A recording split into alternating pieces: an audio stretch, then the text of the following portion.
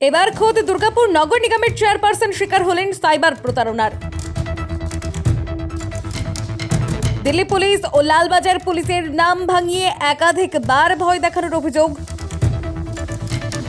কাশ্মীরে জঙ্গি যোগের মিথ্যা অভিযোগ তুলে দিল্লি পুলিশের সঙ্গে দেখা করার নির্দেশ। বিধানসভা ভোটের আগে সাইবার আতঙ্ক, দুষ্কৃতি নাকি রাজনৈতিক যোগ, উঠছে বড় প্রশ্ন। এটা বেশ শুরু হয়েছিল মাসখানেক আগে। তখন অ্যাকচুয়ালি আমার জানা ছিল না, এরকম শুনতাম যে ফ্রড কলস আসছে, কিন্তু আমার সাথেই যেটা হবে এটা কখনো ভাবিনি। হঠাৎ করে সকালবেলা একদিন ফোন করে বলেন যে আমি দিল্লি পুলিশ থেকে ফোন করছি। আমি বললাম দিল্লির সাথে তো আমার কোনো কানেকশন নেই, দিল্লি পুলিশ থেকে ফোন করার কি আছে। ঠিক আছে, তাহলে আমি লালবাজারে ট্রান্সফার করছি, লালবাজার থেকে আপনার সঙ্গে কথা বলবো। আমি বললাম হ্যাঁ বলুন, কী প্রয়োজন আছে। আমি chairperson Durgapur municipal corporation. Phone করে, আপনার নাম অনিন্দিতা মুখার্জি? বললাম হ্যাঁ। আপনি কাশ্মীর গেছিলেন? আমি বললাম হ্যাঁ, বছর দুয়েক আগে আমি আমার বাচ্চাদের সাথে বেড়াতে গেছিলাম। আপনার সঙ্গে আতঙ্কবাদী কোনো একজনের নাম টাম করে বলছিলেন, এদের সঙ্গে যোগাযোগ আছে এখনো, এবং আপনার এগেনস্টে চার্জ আছে, আপনাকে এসে এখানে হাজিরা দিতে হবে দিল্লিতে। আমি বললাম দিল্লিতে আমার পক্ষে যাওয়া সম্ভব না, কলকাতাতেই লালবাজারে আসুন। বহুক্ষণ, মানে প্রায় আধ ঘন্টা ধরে বচসা হওয়ার পরে আমি আমার হাজব্যান্ড যিনি আছেন মাননীয় অপূর্ব মুখার্জি স্যার, তাকে আমি দিই ফোনটা। তার সঙ্গেও প্রায় আধ ঘন্টা বচসা চলে। তিনি বলেন যে না, আমাদের তো এরকম কিছু নেই, আমরা তো জাস্ট বেড়াতে গেছি, চলে এসেছি।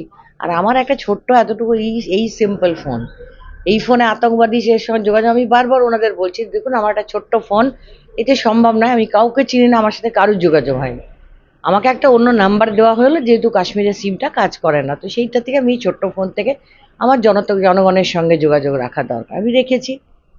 তারপরে উনি বেশ কিছু অ্যাহেজ করার পরে আমার হাজব্যান্ড অত্যন্ত বিরক্ত হন, এবং তখন তিনি মাননীয় সিপি স্যার, মাননীয় ডিসিপি স্যার, মাননীয় এসিপি স্যার সবার সঙ্গেই যোগাযোগ করেন, এবং শুনেই ওরা বলেন যে এটা তো পুরো ফ্রড কল, এগুলোকে একদম অ্যাটেন্ড করার কোনো দরকার নেই।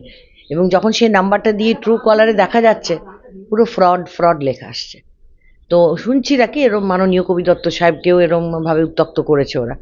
একটা গ্যাং বোধহয় কাজ করছে যারা এইভাবে সাধারণ মানুষকে বোকা বানানোর জন্যে। আজকে সকালে আবার সকাল থেকে ৩-৪ বার শুরু হয়েছে মিসড কল, এবং আমি যখন কল ব্যাক করি তখন উনি আবার বলেন আমি দিল্লি পুলিশ। তো আমি একটু রাফলি তার সাথে কথা বলেছি যে আপনি এভাবে আমাকে উত্ত্যক্ত করতে পারেন না, আপনাদের যা, তাহলে আপনি আমায় কেন কল করেছেন। আমি বললাম আপনি কল দেখে, আমি মিসড কল দেখে, আমি জনগণের জন্য কাজ করি, কোনো আননোন নাম্বার থাকলে আমার কাজ হচ্ছে তাকে কল ব্যাক করা, আমি করেছি। আপনি আর সেকেন্ড টাইম আমাকে ফার্দার বিরক্ত করার চেষ্টা করবেন না, আপনারা ফ্রড আমি জানি। এই কথা বলার পর থেকে কিন্তু আর আসেনি।